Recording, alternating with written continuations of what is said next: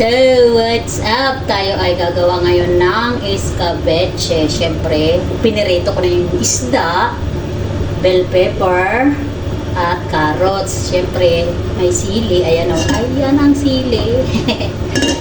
Bawang, sibuyas, at siyempre ang luya. Ito, pinagpritohan ko to ah. So, ito ay ang sauce natin. Minix ko na yung toyo, suka, asukal, at paminta, siyempre. So, tayo po ay magpipikisa na ng bawang, sibuyas, at luya. So, luya muna. Yan. Para mag-ano dyan. So, yung pinagprituhan ko po ito. Para tipid. Nagtitipid po ako. Yan. Sunod natin yung sibuyas. Pagkutsa lang natin ito. Yung.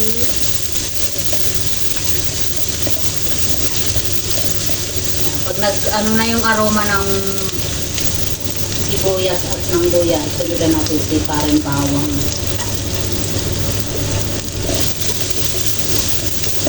Sinip-sip agad yung mantika. Dagdagan natin konting mantika. Masarap, medyo marami.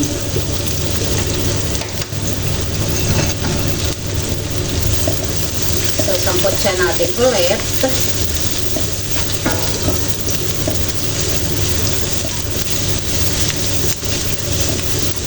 Optional po yung sili ha, kasi depende sa kakain kung may bata ba o wala.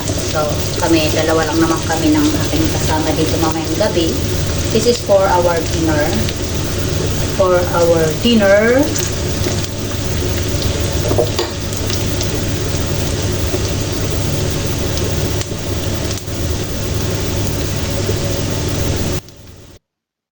So, ayan.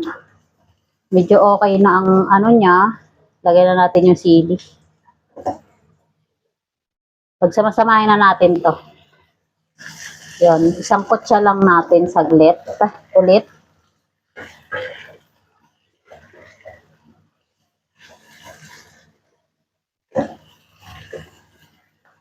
Saglit lang naman natin tulutin kasi mas masarap itong crispy. O, diba? Colorful. Ang ganda ng kulay. Aminin natin, maganda ang kulay. Kulay pala. O, ayan, diba? So,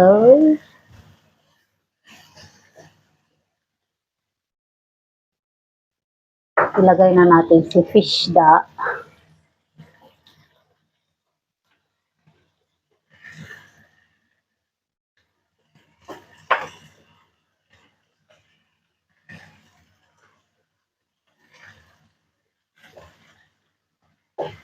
So, lagay na rin natin to.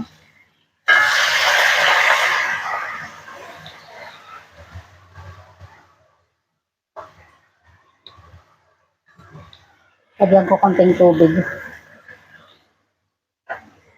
So, hinaan natin si apoy.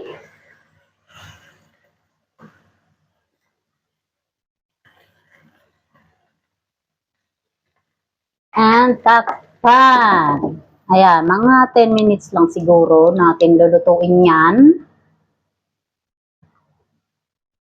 So, wala pa naman 10 minutes. Babalik na rin lang natin. para lahat malasa.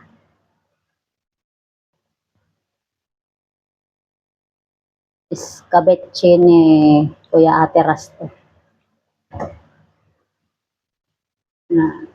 Para mag-ano lang yung lasa niya. Okay, so takpan natin ulit, kumpletuhin ng 10 minuto.